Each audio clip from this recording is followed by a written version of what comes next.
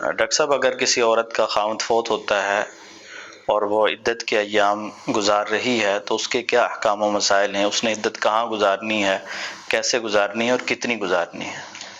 الحمدللہ والصلاة والسلام علی رسول اللہ، اما بعد۔ جس عورت کا شوہر فوت ہو جائے اس پہ واجب ہے کہ وہ 4 مہینے 10 دن عدت کے طور پہ گزارے، سوگ کے طور پہ گزارے۔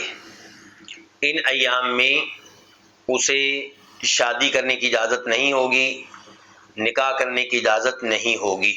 یہ 4 مہینے 10 دن تب ہیں جب وہ حمل کی حالت میں نہیں ہے، اور اگر وہ حمل کی حالت میں ہے تو پھر اس کی عدت حمل سے فارغ ہو جانا ہے۔ جہاں تک تعلق ہے سوال کے اس حصے کا کہ عدت کے ایام کہاں گزارے گی، تو وہ اپنے شوہر کے اسی گھر میں گزارے گی جس گھر میں اس کی ان دنوں میں رہائش تھی جن دنوں میں فوتگی کی خبر آئی۔ اس معاملے میں حدیث آپ کے سامنے رکھنا چاہوں گا۔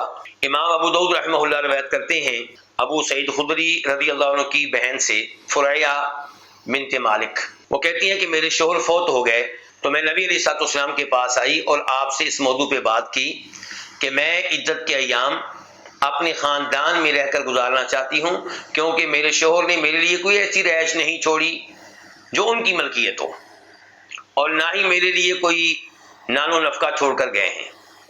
تو آپ علیہ الصلوۃ والسلام نے انہیں اجازت دے دی کہ وہ اپنے خاندان میں منتقل ہو سکتی ہیں، بنو خدرہ میں منتقل ہو سکتی ہیں۔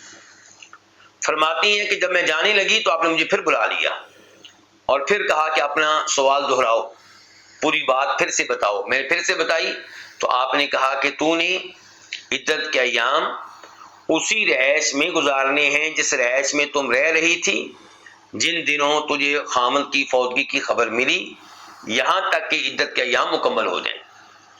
اس لیے عدت کے ایام خامد کی رہائش میں ہی گزارے جائیں گے۔ جہاں تک تعلق ہے اس امر کا کہ عدت کے ایام میں عورت کن کن امور سے اجتناب کرے گی جبکہ وہ فوتگی کی عدت گزار رہی ہے، تو وہ ان ایام میں سرما استعمال کرنے سے گریز کرے گی، خوشبو استعمال کرنے سے گریز کرے گی، ایسے رنگین شوق کپڑے نہیں پہنے گی جو زینت کا باعث ہوں، چوتھے نمبر پہ زیورات استعمال نہیں کرے گی، 5ویں نمبر پہ مہندی استعمال نہیں کرے گی۔ یہ امور جو ہیں نمبر 1 اس حدیث میں آئے ہیں جسے امام بخاری روایت کرتے ہیں ام عطیہ رضی اللہ تعالی عنہا سے۔ دوسرے نمبر پہ اس حدیث میں آئے ہیں جنہیں امام ابو داؤد رحمہ اللہ روایت کرتے ہیں ام سلمہ رضی اللہ تعالی عنہا سے۔ اور یہ تو ہم پہلے وعدے کر چکے ہیں کہ یہ ایام وہ خامند کی رہائش میں ہی گزارے گی۔ واللہ تعالی اعلم۔